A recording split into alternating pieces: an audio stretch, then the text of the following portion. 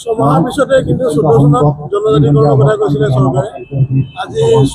10 বছৰ পাৰ হৈ গ'ল চাওক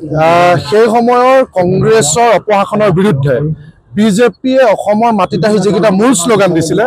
যেনেকৈ 16 মেৰ পিছত বিদেশী অসমৰ পৰা তালিটোকোলা বান্ধি যাব লাগিব মূল্য বৃদ্ধি ৰোধ কৰিব বৃহৎ নদীবান বন্ধ কৰিব আৰু তাৰ সমান্তৰালভাৱে তেওঁলোকৰ মুখত আখৈ ফুটা দি ফুটা কথাটো আছিলে যে অসমৰ চুটিয়াকে ধৰি 6 জনগোষ্ঠীক জনজাতিকৰণ প্ৰদান কৰিব আৰু সেই কথা বতৰাবিলাক তেওঁলোকে ভিজন ডকুমেণ্টত কৈছিলে আৰু নৰেন্দ্ৰ মোদী ডাঙৰীয়াৰ প্ৰত্যেকখন মিটিঙত কৈছিলে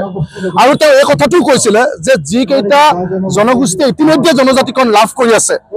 তেওঁলোকৰ কোনো ধৰণৰ হানি বিঘিনি নোহোৱাকৈ তেওঁলোকে 6 জনগোষ্ঠীক জনজাতিকৰণ কৰিব অৰ্থাৎ যিটো কথা এতিয়া তেওঁলোকে কৈছে সেই কথাটো তেওঁলোকে আগতে কৈছিলে যে এনেকুৱা ধৰণৰ এটা প্ৰস্তাৱ আহিব পাৰে এনেকুৱা ধৰণৰ এটা টেকনিক্যাল অসুবিধা আহিব পাৰে যে বড়োকে ধৰি যিকেইটা জনজাতি ইতিমধ্যে জনজাতিকৰণৰ সুবিধা লাভ কৰি আছে তেওঁলোকৰ অসন্তুষ্টি আহিব পাৰে এই অসন্তুষ্টি কৰি তেওঁলোকে জাতি ভাঙি যোৱাকৈ 6 জনগোষ্ঠীক জনজাতিকৰণ কৰিব নোৱাৰে সেইটো এতিয়াও বক্তব্য কিন্তু নিৰ্বাচনৰ আগত যেতিয়া তেওঁলোকে কৈছিলে তেতিয়া কিন্তু তেওঁলোকে নিজে এই কথাবিলাক সন্মান কৰি কৈছিলে আজি যদি আপুনি জেপি নাড্ডা ডাঙৰীয়া নৰেন্দ্ৰ মোদী ডাঙৰীয়াৰ ৰাজনাথ সিং অমিত শ্বাহ ডাঙৰীয়াৰ বক্তব্যবিলাক সেই সময়ত চাই তেওঁলোকে কৈছিলে যে আমি 6 জনগোষ্ঠীক ক্ষমতালৈ আহি 6 মাহৰ ভিতৰত জনজাতিকৰণ প্ৰদান কৰিম আৰু আমি অসমৰ সকলো মানুহে বিচাৰো যে অসমৰ যদি 6 জনগোষ্ঠীক জনজাতিকৰণ প্ৰদান কৰে তেতিয়াহ'লে অসমৰ বিদেশী সমস্যাৰ ক্ষেত্ৰত আমি বহুখিনি সমাধানৰ দিশে আগবাঢ়িব পাৰিম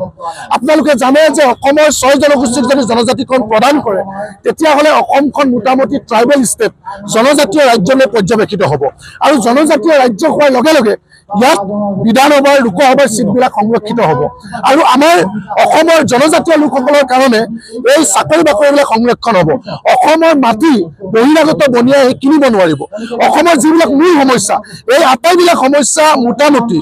70% 70% সমাধান হ'ব যদি 6 জনগোষ্ঠীক জনজাতিকৰণ প্ৰদান কৰে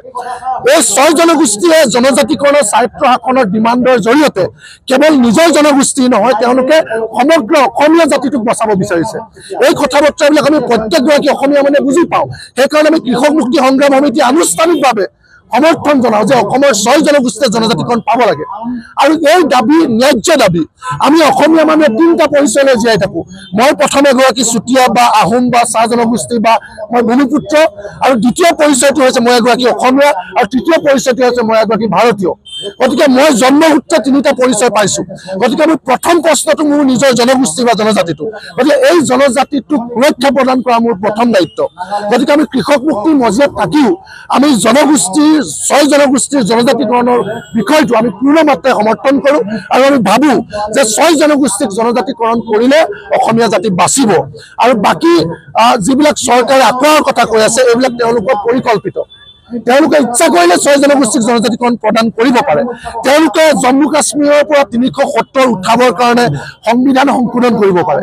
তেওঁলোকে নিজৰ স্বাৰ্থৰ কাৰণে সংবিধান সংশোধন কৰিব পাৰে এক দেশ এক নিৰ্বাচন এক সংস্কৃতি এক ভাষা এক ধৰ্ম কৰিব পাৰে কিন্তু 6 জনগোষ্ঠীক জনজাতিকৰণ কৰিব নোৱাৰে কিয় তেওঁলোকে জানে যে জনজাতিসকলৰ হাতত যদি অধিক ক্ষমতা দিয়া হয় তেতিয়াহ'লে বিজেপিয়ে কেতিয়াও ভাগ ভাগৰ ৰাজনীতি কৰিব নোৱাৰিব আৰু কেতিয়াও তেওঁলোকে সাম্প্ৰদায়িক ৰাজনীতি কৰিব নোৱাৰিব সেইকাৰণে তেওঁলোকে কেতিয়াও বিচাৰে যে 6 জনগোষ্ঠীক জনজাতিকৰণ কৰিব গতিকে মই আজি চুতীয়া জাতি সন্মিলনত ধন্যবাদ জনাইছোঁ যে আমি এতিয়া ঐক্যবদ্ধ হৈ চৰকাৰৰ বিৰুদ্ধে ৰাজপথত তীব্ৰ আন্দোলন গঢ়ি তুলি আমি অধিকাৰ কাঢ়ি যদি নানো তেতিয়াহ'লে আমি তেওঁলোকৰ লগত থাকি এইটো আমি অধিকাৰ আনিব নোৱাৰোঁ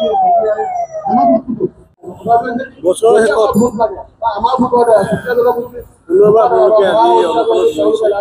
চৰকাৰে কেতিয়া শুনিব বুলি ভাবে নিশ্চিতভাৱে অতি পৰিতাপৰ বিষয়ত বৰ্তমান সময়ত সকলো ৰাইজে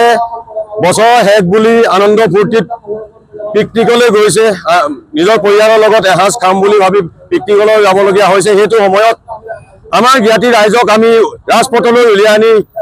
আমাৰ ন্যায্য প্ৰাপ্তিৰ দাবীত আমি প্ৰতিবাদত বহিবলগীয়া হৈছে ইয়াতকৈ আৰু দুখৰ বিষয় নাই বুলি ভাবোঁ বৰ্তমানৰ বিজেপি চৰকাৰখনে যেনেদৰে মিথ্যাচাৰে আমাক প্ৰতিটো কথাতে ঠগি আছে প্ৰথমতে তেওঁলোকে ক'লে 6 মাহৰ ভিতৰত 6 জনগোষ্ঠীকে ধৰি চুতীয়া জনগোষ্ঠীক আমি জনজাতিকৰণ প্ৰদান কৰিম এই আশাত বিগত কংগ্ৰেছ চৰকাৰে যিটো আমাৰ মিথ্যাচাৰ কৰিলে তাৰ প্ৰতিবাদত আমি বিজেপি চৰকাৰৰ কথাত আমি পতিয়ন গ'লোঁ আৰু বিজেপি চৰকাৰক আমি অন্তৰৰ পৰা সকলোৱে মৰম দিলে 6 জনগোষ্ঠীৰ ৰাইজে কিন্তু তাৰ ফলশ্ৰুতিত আজি 10টা বছৰ গৈ গ'ল আমাৰ এই জনগোষ্ঠীকৰণৰ যি প্ৰক্ৰিয়া সেই একেই অৱস্থাতে আছে অতি দুখৰ বিষয়ে আমি আপোনালোকৰ আগত জনাইছোঁ আমি আজি এই বছৰৰ শেষটো দিনত আমি আমাৰ ৰাইজক আনি ৰাজপথত বহাই চৰকাৰৰ বিৰুদ্ধে মাত মাতিবলগীয়া হৈছে আৰু এইবাৰ বিজেপি চৰকাৰে এই মিথ্যাচাৰ আৰু আমি চলিবলৈ দিয়া নহ'ব আমি বিধানসভা নিৰ্বাচনৰ আগত যদি আমাৰ জনগোষ্ঠীৰ লগতে 6 জনগোষ্ঠীৰ জনজাতিকৰণ নিদিয়ে আমি গাঁৱে ভূঞে গৈ মানুহৰ ঘৰে ঘৰে গৈ বিজেপি চৰকাৰৰ বিৰুদ্ধে আমি বিপুল জনমত গঠন কৰিম আৰু বিজেপি চৰকাৰক আমি অসমৰ শাসনৰ পৰা আমি ক্ষমতাচ্যুত কৰিবলৈ বদ্ধপৰিকৰ আমাৰ চুতীয়া ৰাইজসকল কঁকালত টঙালি বান্ধি লৈছে এইবাৰ কিন্তু পুনৰবাৰ তেওঁলোকে এই চলাহী কথাত আমি ভুল নাযাওঁ আৰু তেওঁলোকক পুনৰবাৰ সকীয়াই দিছোঁ এইবাৰ আপোনালোকৰ কথাত আমি ভুল নাযাওঁ আপোনালোকে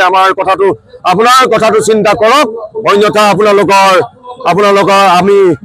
আপোনালোকৰ অৱস্থা কংগ্ৰেছৰ অৱস্থাতকৈ বহুত বেয়া হ'ব ইয়াকে ক'লোঁ আপোনালোকৰ আগত ধন্যবাদ